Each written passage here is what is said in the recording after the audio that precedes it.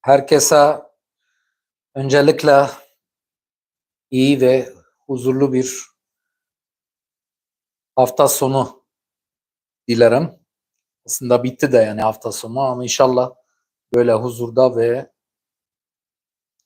barışta geçirdiniz. Bugün yeniden Suriye'yi konuşuyoruz. Ne konuşuyoruz efendim?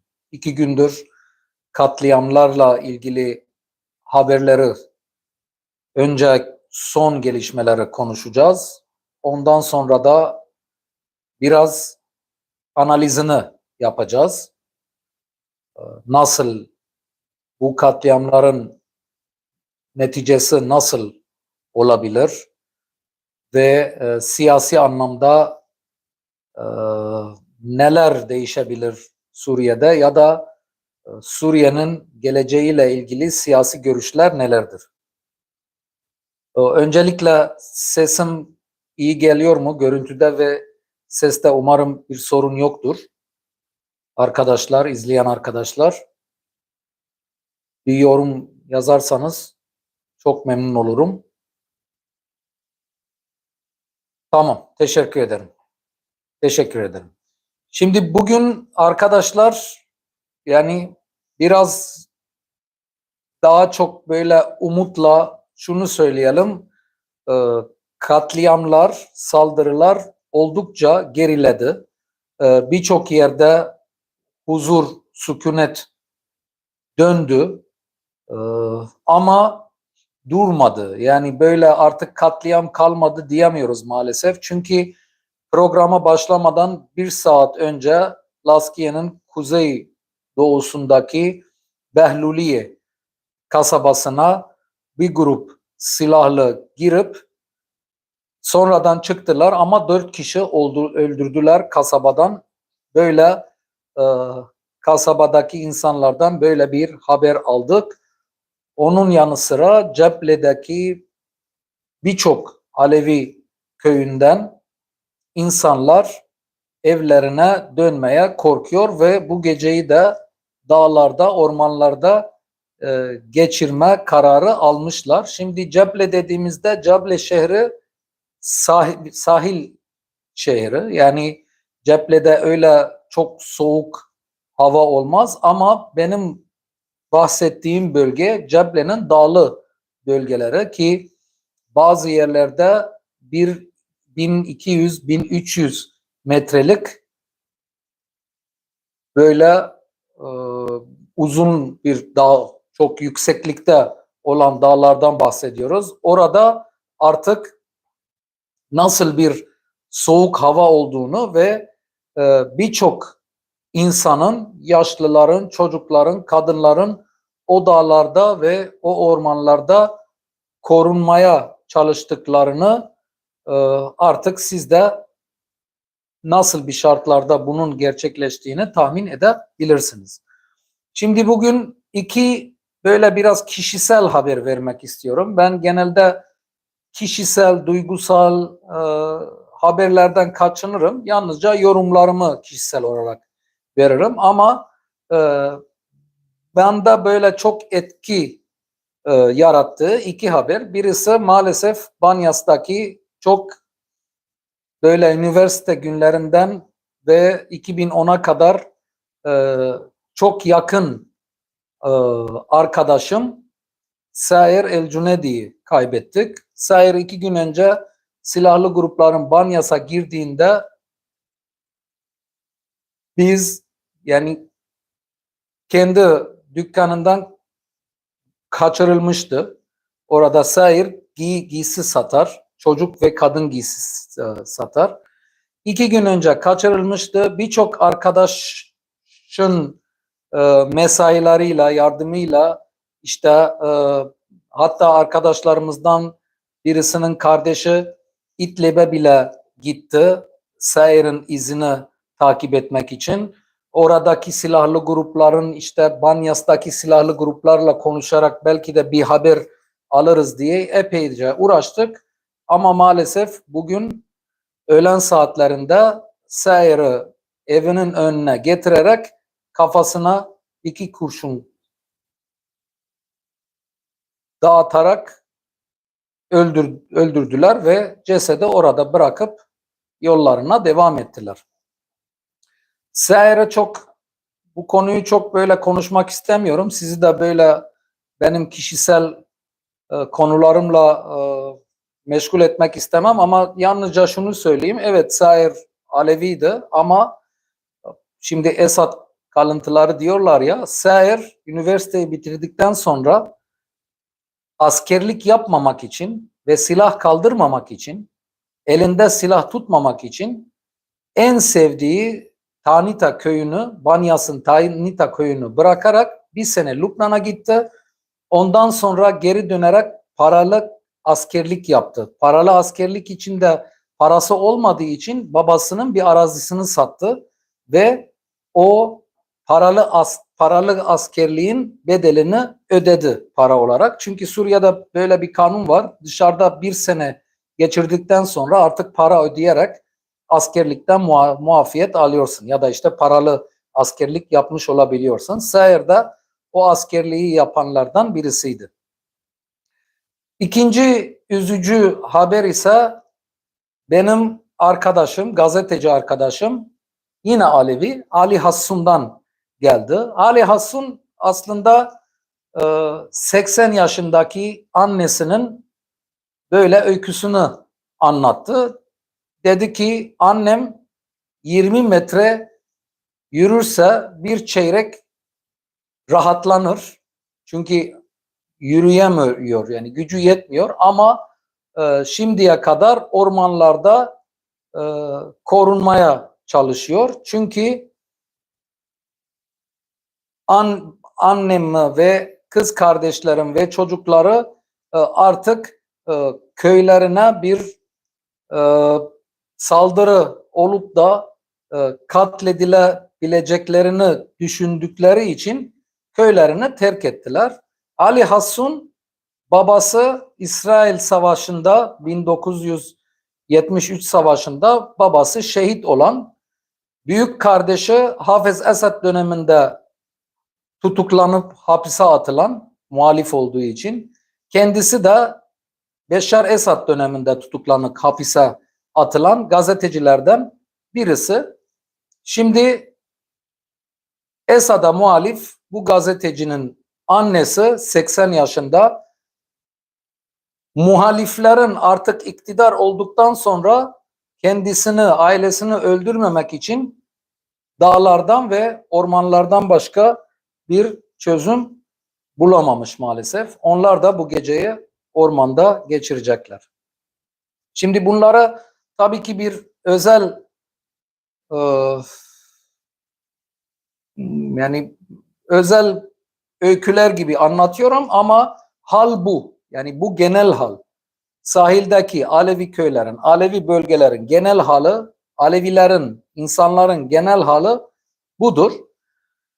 Umut verici bir şey diyeceksek, biraz önce Birleşmiş Milletler'den bir heyet Ceble şehrine girdi. Ceble şehri dün çok büyük olaylar yaşamıştı. Alevilerin dükkanları, mağazaları, depoları soyulmuştu. Tabii ki yalnızca Alevilerin değil, bunu da söyleyelim, yani birçok Sünninin de mağazasını soydular giren silahlı gruplar. Ayrıca köylerde, yani 2 gündür anlattığım ve ister burada YouTube kanalımda anlattığım, ister Twitter hesabımda yazdığım olaylar da buna dahil. Şimdi biraz önce Birleşmiş Milletler heyeti girdi. Bakalım heyetin neticesi ne olacak? Birleşmiş Milletler'in neticesi ne olacak? Ellerinden ne gelecek? Bakalım, göreceğiz. Bu arada Suriye'nin geçici Cumhurbaşkanı Ahmed Şara 2 gündür hiçbir şey yok söylemlerinden sonra bugün sahilde olanları araştırmak üzere ya da araştırmakla görevli bir yargıçlardan bir komisyon kurdu ve bu komisyon yarın sahile giderek, yarından başlayarak sahile giderek oradaki olup bitenleri araştıracak. Bunun kararı duyuruldu biraz önce Suriye geçici hükümeti tarafından. Bu da insanlarda böyle biraz umut yarattı ki belki de artık bu katliamlar durur. İşte komisyon gelecek, BM heyeti geldi, hükümetten yargıçlar komisyonu gelecek falan, belki artık bu katliamlar biter, evlerimize dönüp katledilen, infaz edilen insanların cesetlerini gömebiliriz umuduyla yarın sabahı bekliyorlar oradaki, o bölgedeki insanlar. Şimdi burada söylemek istediğim birçok şey var. Biraz da dikkatli konuşuyorum çünkü neticelerle ilgili şeylere konuşmak daha erken. Yani daha katliamlar durmadı dediğim gibi. Ama şunu söylemeliyiz. Bence olanlar, bu katliamların arkasında HTŞ'den tabii ki radikal unsurlar ama en önemlisi HTŞ ile hareket eden silahlı grupların olduğunu düşünüyorum. Şimdi burada 3 senaryo var. Öncelikle size o 3 senaryoyu anlatmak istiyorum. Ondan sonra kendi görüşümü, yani bence hangi senaryo mantığa ya da gerçeğe daha yakın görünüyor diye konuşuruz. Sizin fikirlerinizi de merak ederim. Yorumlarda yazınız lütfen. Şimdi bence 3 senaryo nedir? Birinci senaryo çok klasik bir senaryo. İşte El-Şara sonunda El-Kaide ideolojisini benimseyen, Suriye önce IŞİD saflarında savaşıp sonra Suriye'de El-Kaide'nin Suriye kanadını, El-Nusra cephesini kuran, ondan sonra El-Nusra'nın artık terör listelerinde yer aldıktan sonra ismini değiştirerek Heyet Tahrir-ü Şam, HTŞ olarak değiştiren ve sonunda Şam'a kadar ulaşan bir pragmatik İslamcı Cumhurbaşkanı, her ne kadar pragmatik olursa Alevilere karşı, işte azınlıklara karşı o ideoloji, Selefi ideolojisiyle hareket eden birisi olarak bu katliamlara izin verdi. Bu çok klasik bir senaryo. Yani El-Şara kaideci, kaideden başka bir şey çıkar mı? Çıkmaz. İşte böyle katliamlar oldu. Bu birinci senaryo. İkinci senaryo diyor ki El-Şara orada önce kendi HTŞ gruplarını gönderdi. HTŞ gruplarının bir şey, yani netice vermeyeceğini gördüğünde öbür gruplardan da, o öbür grupları da savaşa sokmak zorunda kaldı ve oradaki insanlara da bir el altından sopa göstermek için o gruplara alan açarak işte gidin oradaki devrimi, işte kalkışı bastırın, istediğinizi yapın dedi. Bu da ikinci bir senaryo. Üçüncü senaryo ise benim en çok mantıklı gördüğüm ya da inandığım senaryo. Şimdi orada bölgede işte bundan önceki 2 videomda da söylediğim gibi çatışmalar patlak verdi. HTŞ'nin somut El-Şara kontrolü altında, El-Şara'nın %100 kontrolü altında olan savaşçıların sayısı çok az. O savaşçıları gönderdi sahile ama savaş seyri çok kötü gitmeye başladığında öbür gruplardan yardım istendi. O yardım istenme sürecinde artık iş kontrolden çıktı. Çünkü İdlib'de, Hama'da ve birçok şehirde camilerden Nuseyrilere karşı, Alevilere karşı cihat sloganları atıldığında hem savaşçı öbür milisler hem de HTŞ ile hareket eden Ama HTŞ'nin son dönemde onların şehirlerde bulunmasını istenmeyen yabancı cihatçılar tümüyle sahil bölgesine yığınak yaptı ve sahil bölgesinde artık iş kontrolden çıktı. Yani artık HTŞ kim emirlere uyar, kim emirlere uymaz bilmeden bu işi bitirelim dediğinde her milis bir köye giderek bazıları katliamlar yaptı, bazıları yalnızca soygunlarla yetindi. Bazıları da işte daha çok böyle biz yalnızca Esad kalıntılarını arıyoruz falan diyerek çekildi. Bunu neye dayanarak söylüyorum? Bir kesin bilgim var mı? Hayır, yok. Ama bazı böyle nasıl denir işaretler var. Yani mesela Banyas'ta genel güvenlik güçleri ki El Şera'nın yani nasıl diyelim jandarma ya da polis güçleri. Adı genel güvenlik güçleri. Şimdi genel güvenlik güçleri Banyas'ta katliam olduktan sonra Banyas'a giriyorlar ve oradaki Çeçenlerden oluşan silahlı gruplarından birisine Banyas'ı terk etmeleri için emir veriyorlar. Çeçen grup da o emirleri reddediyor ve aralarında bir çatışma çıkıyor. İkinci bir çatışma da HTŞ o işte genel güvenlik kuvvetlerle İgorlar arasında Ceble'de yaşanıyor. Aynı senaryo. Ceble'de bir köyde katliam olduktan sonra işte o genel güvenlik güçleri Ceble'ye giriyor. O köye giriyor ve Igorlardan köyü boşaltmalarını, çıkmalarını istiyor ama onlar emirleri reddediyor ve aralarında bir çatışma çıkıyor. Üçüncü hadise ise dün HTŞ'den Laskiye asıllı olan bir genç bir video çekti ve dünkü videomda bu gençten ve bu videodan bahsettim. Dedim ki işte bir HTŞ'li hatta haykırdı ve dedi ki işte bu dinimiz böyle değil, İslam böyle değil, Ramazan'da böyle şeyler yapılması çok yanlış. İşte bu videoyu çeken bugünkü haberlere yani kesinlikle teyit etmediğim haberlerde çünkü atmosfer o kadar kaotik ki böyle haberleri yani silahlı grupların haberlerini teyit etmek çok zor oluyor. Ama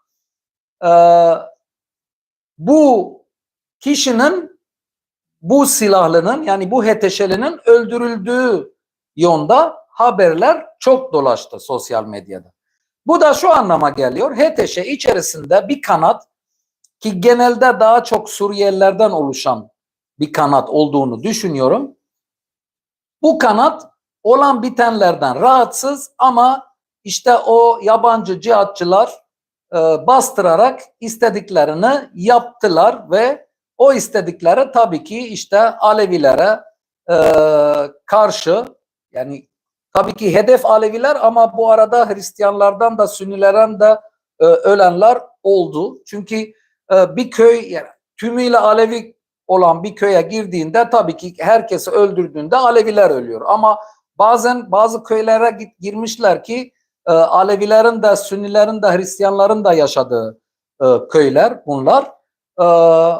İşte birisi Alevi çıkmış, birisi Sünni, birisi Hristiyan öldürüp yollarına devam etmişler bu cihatçılar. Şimdi bunu niye söylüyorum? Tabii ki burada işte El Şera'nın bir hatası yok ya da El Şera'nın bir yanlışı yok.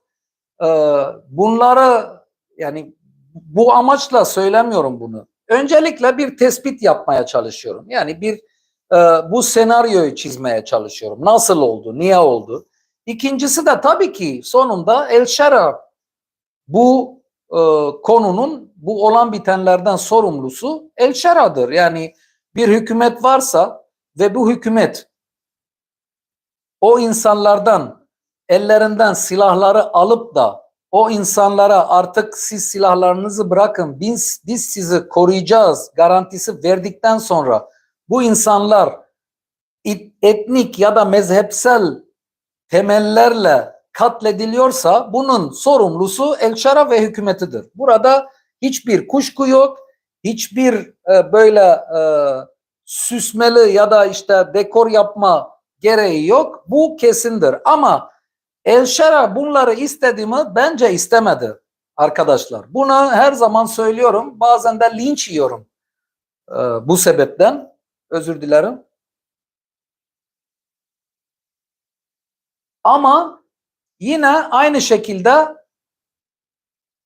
bunun altına çiziyorum. Bence El-Şara'nın kontrolünden çıktı iş. El-Şara bu işlerin böyle yürümesini istemezdi diye düşünüyorum. Niye böyle düşünüyorum? Şimdi söyleyeyim. Şimdi bakın. Bugün Amerika'dan ve İngiltere'den çok sert açıklamalar geldi. Cihatçılara karşı, radikal İslamcılara karşı. Şimdi Fransa'da bir sert açıklama yaptı. Şimdi El-Şara'nın dışarıdaki en büyük kredisi Suriye'nin kaotik bir ortamda kan gölüne çevrilmemesi ya da çevrilmemesi için garantör olduğu. Şara'nın en güçlü kartı, en güçlü kozu budur. Şimdi bugünkü bu 2 gün, 3 gündeki olaylardan sonra hem artık dışarıdan baskılar arttı hem de artık bu Avrupa ülkeleri nezdinde ister Amerika olsun, ister İngiltere olsun, Fransa olsun ya da öbür batılı ülkeler artık yaptırımları kaldırmaları için çok zor durumda kaldılar. Yani yaptırımları kaldırırlarsa kendi halkları ya da işte uluslararası kamuoyu şey diyecek. Yani niye yaptırımları kaldırıyorsunuz? Bu insanlar soykırım yaptı. Bu insanlar saldırılar yaptı. Katliamlar yaptı Alevilere. Kaldırmazlar ise El-Şara hükümeti devam etmez kardeşim. El-Şara iktidarı ekonomi böyle giderse devam edemez. Kesinlikle. Yani başka seçeneği yok. Suriye, El-Şara bu yaptırımların kaldırılması zorunda. Onun için zaten her gün bu yaptırımların kaldırılması için çabalar gösteriyorlar. İçeriye hiç bakmadan her zaman dışarıya bakıyorlar. Dışarıya mesajlar gönderiyorlar. Dışarıya garantiler veriyorlar. İsrail'den başlayarak herkese garanti verdiler. İşte biz hiç Suriye'den hiçbir tehdit oluşturulmayacak size karşı. Suriye her zaman size arkadaş olacak, size yakın olacak. Şimdi bu kadar esnek siyasetlerden sonra böyle bir katliam yaşanması El-Şara için çok büyük bir sorun arkadaşlar. Onun için bence El-Şara bunun olmasını istemiyordu ama iş kontrolünden çıktı. Kontrolünden çıktıktan sonra artık geri dönüş, başka geri dönüş yolu olmadığı için o rivayetine devam etti. Rivayeti neydi? İşte Esad kalıntıları orada direnişte bulundular.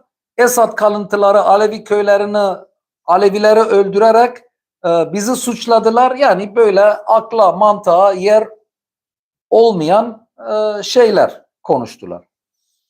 Şimdi bundan sonra ne olacak? Yani bu katliamların neticesi, ilk neticesi yaptırımların kaldırılması ertelenecek bence. Yani böyle artık 2 hafta içerisinde bu yaptırımların kalkması söz konusu olamaz bence. İkinci önemli şey artık Durzilerle Kürtlere konumu daha da güçlendi.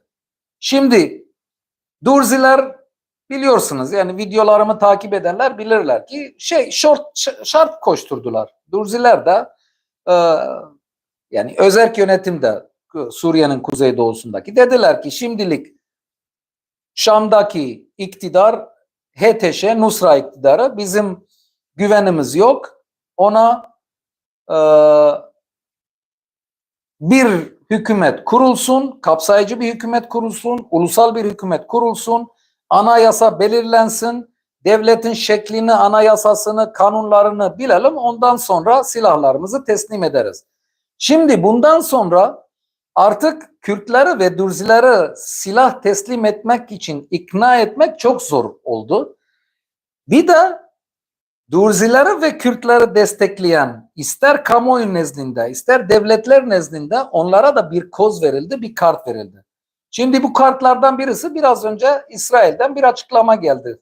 İsrail parlamentosu, Knesset dediğimiz parlamento başkanı dedi ki orada katliamlar oluyor. Biz artık elimize yani Suriye'yi kontrolümüzün altına almalıyız diyor. Öbür taraftan bu olaylar Rusya'ya da yaradı. Nasıl yaradı? Şimdi Aleviler biliyorsunuz dün videoda yine söylemiştim. Katliamlar olduğunda Rusya'nın Cebre'deki hava üssüne koşarak üssün önünde durdular ve Rusya'nın himayesini istediler. Ondan sonra saatlerce durduktan sonra Ruslar o işte askeri hava merkezini açarak insanları içeriye aldılar. Şimdi bundan sonra artık Rusya herhangi bir konuda Suriye'de bir girişimde bulunmak isterse çok kolay oldu. Çünkü oradaki Aleviler eğer Ruslardan bir işaret alırlarsa herkes sokaklara inerek Rusya'nın korumasını talep edecek. Dün söylemiştim, bugün de söylüyorum. Çok doğru ve isabetli bir atasözü var. Der ki denize düşen yılana sarılır.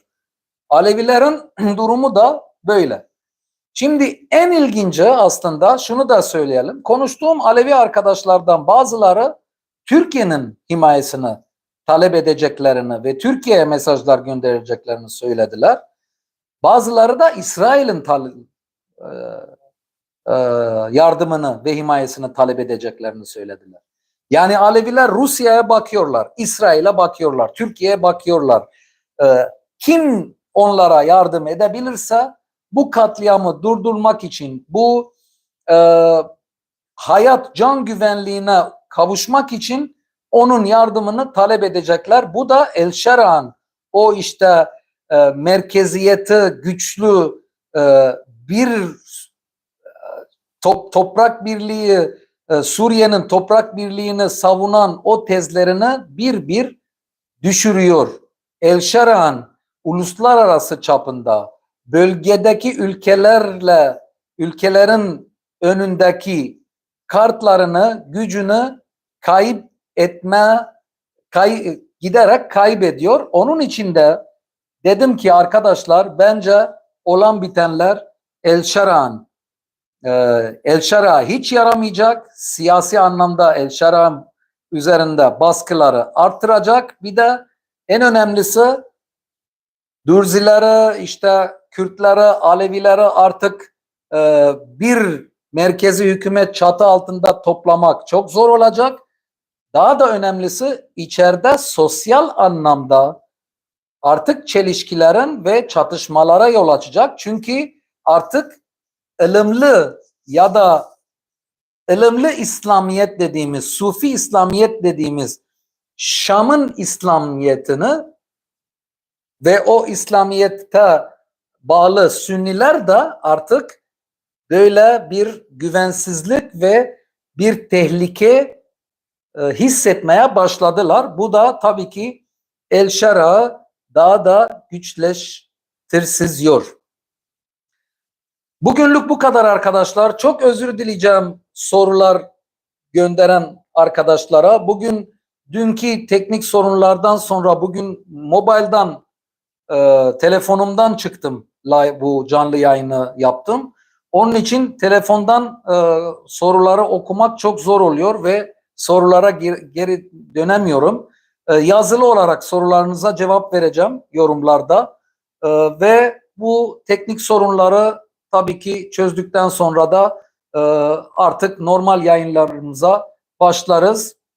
Sizden rica ediyorum, kanalıma abone olmayanlar lütfen abone olun. Videoların içeriğini beğendiyseniz destek anlamında videoları önce beğenme tuşuna basın. Arkadaşlarınızla ve sosyal medya hesaplarınızda da paylaşın. Yorumlarınızı, düşüncelerinizi, hatta eleştirilerinizi yorumlarda yazabilirsiniz. Bugünlük de bu kadar. Yarın yeni bir videoyla karşınızda olmak umuduyla hoşça kalın.